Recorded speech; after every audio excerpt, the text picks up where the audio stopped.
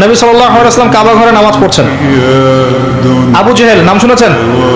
আবু জেহেল দেখে ফেলেছে, এসে নবী সাল্লাল্লাহু আলাইহি ওয়াসাল্লামকে আঘাত করেছে, একটা ঘুষি দিয়েছিল। আল্লাহ রাসূল সাল্লাল্লাহু আলাইহি ওয়াসাল্লাম কিচ্ছু বলেন নাই। এই দৃশ্যটা দেখেছেন একজন দাসী, দেখে হামজা রাদিয়াল্লাহু আনহু স্বীকার করে ফিরছিলেন। তিনি কিন্তু তখন ইসলাম কবুল করেন নাই, নবীর চাচা, আপন চাচা। হামজা রাদিয়াল্লাহু আনহু আসছেন, তাকে বলছে ইয়া আবু আমারা, ইয়া আবা আমারা, হে হামজা, তার উপনাম ছিল এটা। তুমি যদি দেখতে কিভাবে আবুল হাকাম ইবনে হিশাম মানে আবু জেহেল তোমার ভাতিজাকে গালি দিয়েছে, আঘাত করেছে। হামজা রাদিয়াল্লাহু আনহু বললেন আওয়া ফাআলা হাদা, সত্যি কি সেই কাজটা করেছে? তখন এই দাসী বলছেন ই ওয়া রব্বি, আল্লাহর কসম সত্যি কাজটা করেছে। তখন তিনি ঘোড়া ছুটিয়ে কাবা ঘরে গেলেন, গিয়ে দেখলেন আবু জেহেল দাঁড়িয়ে আছে সবার সামনে, কাবা ঘরে সবার সামনে আবু জেহেলের কলার ধরে তাকে প্রচন্ড জোরে একটা ঘুষি দিয়ে বললেন যে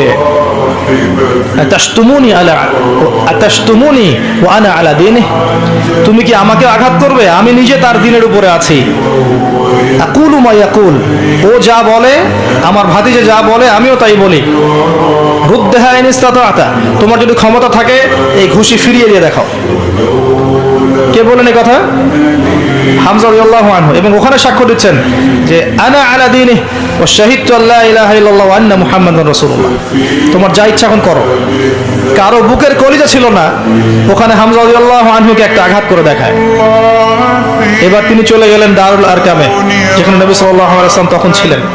সেখানে গিয়ে বলছেন ইয়া ইবনে আখি, হে আমার ভাতিজা, কুনতু আনসুরুকা লিল হামিয়া, আমি এর আগ পর্যন্ত তোমাকে আত্মীয়তার সম্পর্কের কারণে সাহায্য করেছি।